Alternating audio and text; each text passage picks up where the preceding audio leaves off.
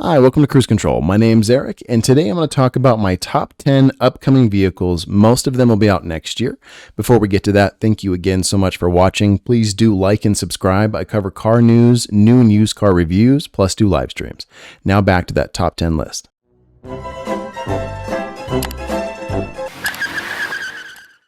All right, so these top 10 are in generally no particular order. I probably will shout out a couple of them a little bit more excitedly, but most of these are my top 10.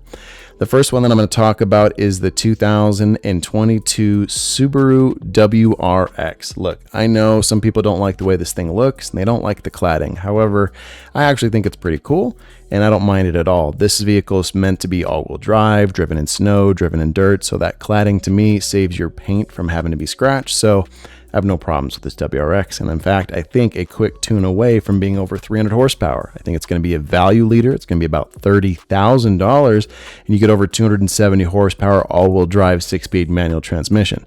Sounds like a deal to me.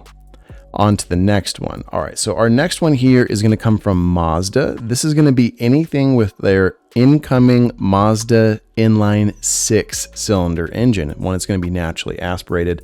One is going to be turbocharged, probably twin turbocharged, really. I don't know what these are going to look like, so these are just concept forms. I look forward to learning more. They did discontinue the Mazda 6. I do believe they'll probably bring it back with rear-wheel drive and charge more for it because it's going to compete against things like BMW, Audi, things of that nature. All right, next on my list is another Mazda. This one here is called the Mazda CX50. Still using the same old transmission, the old motor, the 2.5 NA or the 2.5 turbo, and really it's based off of the CX5's looks and things of that nature. It's going to be built in Alabama at the same plant as Toyota, so it's going to be coming out sometime next year, probably before summer. I'm a big fan of the way this looks. I know it's not really rugged, but it looks rugged, and I like the turbocharged, and I think it's probably going to be a good value. Probably start under $30,000 to get one decently equipped with turbo, probably starting at $35,000, and then top of the line models will probably be about $40,000. All right, the next vehicle I have on this, I actually have some personal history with it, so this may carry a little bit more weight than some of the other vehicles on this list. My first two cars, my very first car was a 1979 280ZX. Car number two was a 1976 280Z. And if you look at the front end on this new Z, it harks back to that day, that era, so I really like the way this looks. My second favorite Zs actually came out in the 90s, and I don't have a picture of the taillights here, but the taillights look like the 90s, so I'm very excited to see what this new Z is going to bring. I believe it's going to give a much better value versus the Supra, probably going to start $10,000 less, 6-cylinder to 6-cylinder. It's going to make similar horsepower, have similar 0 to 60, but offer, of course, a manual transmission, and I really think it looks beautiful inside and out. Its only real big flaw, as far as I'm concerned, is that it is based on the old architecture, so I don't know how well it's going to handle. All right, so next up, man, I am so excited for this car. This is called the Corvette Z06. This is going to be a flat plane crank V8, similar to what a Ferrari does, but in a massive 5.5 liters, over 600 horsepower. 0 to 60 is supposed to be under 2.5 seconds. It's kind of got like a PDK, like a dual clutch transmission, so it's putting Ferrari on notice. It's putting pretty much everybody, Lamborghini, Porsche, everyone's on notice now. This is starting under $90,000, probably about $85,000, $86,000.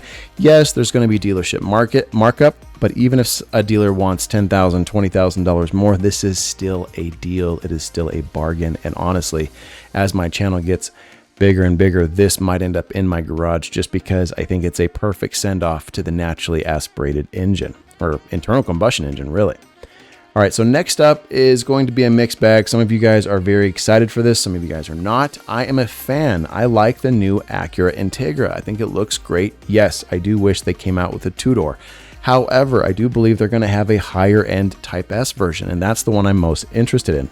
The base model, I'm glad it's going to start at $30,000. I'm glad it's coming with a manual, but that 1.5 liter I used to own in a 2017 Honda Civic hatchback, and it's a useful engine, but it's not an inspired engine. So I'm actually looking forward to the 2 liter from the Type R being put into this, and I believe it's going to make over 300 horsepower and probably start right at about $40,000. That would be the Acura Integra that I am most interested in. Speaking of the Type R, that is the next vehicle on my list. The all-new 11th gen Civic Si and the 11th gen Civic is already out. I've reviewed the regular one. You can look at that one. But the Type R, I'm very fascinated to see where they advance it over the 10th gen, because the 10th gen was an amazing vehicle. So what are they going to do? I'm very excited to see what this brings. Now, the next vehicle that's going to be on here is the Miata. The Miata is going to have an ND3. Before we go all the way to NE, which is going to probably be in 2025, which is the entire next new model, Mazda is going to make a small change with the ND2. They're going to call it the ND3.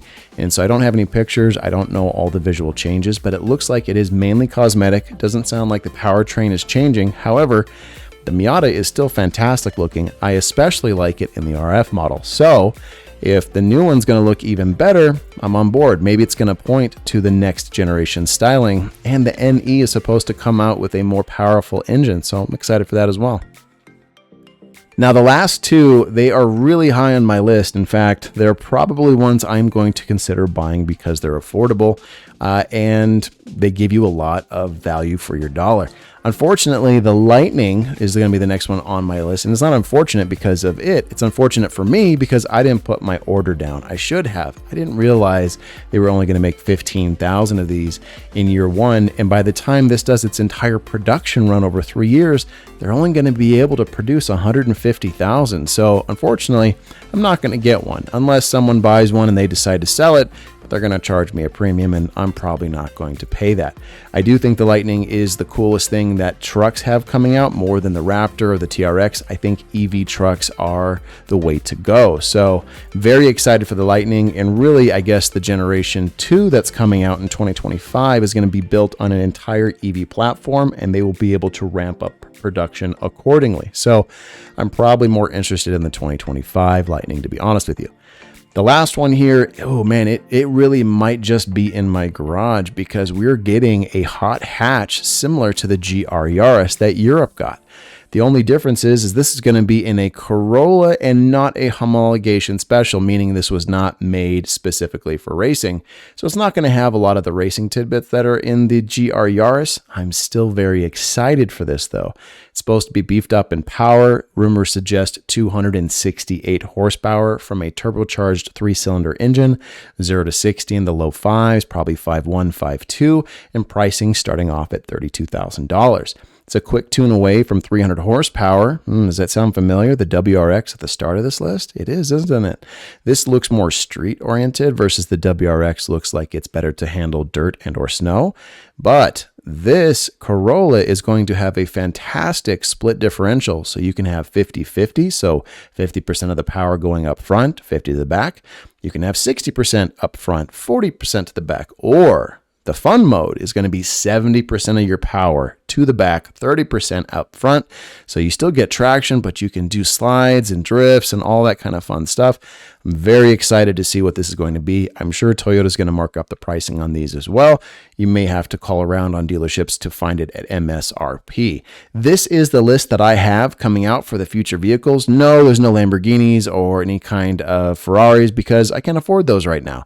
The most expensive car on this list is probably going to be the Corvette Z06, about $100,000. However, that is attainable to me in the next 5 to 10 years. So that's why it's on this list. Thank you so much again for watching. My name's Eric. This is Cruise Control. Please do like and subscribe. I don't want you to miss out on any of this kind of content. Thank you again. Have a good one.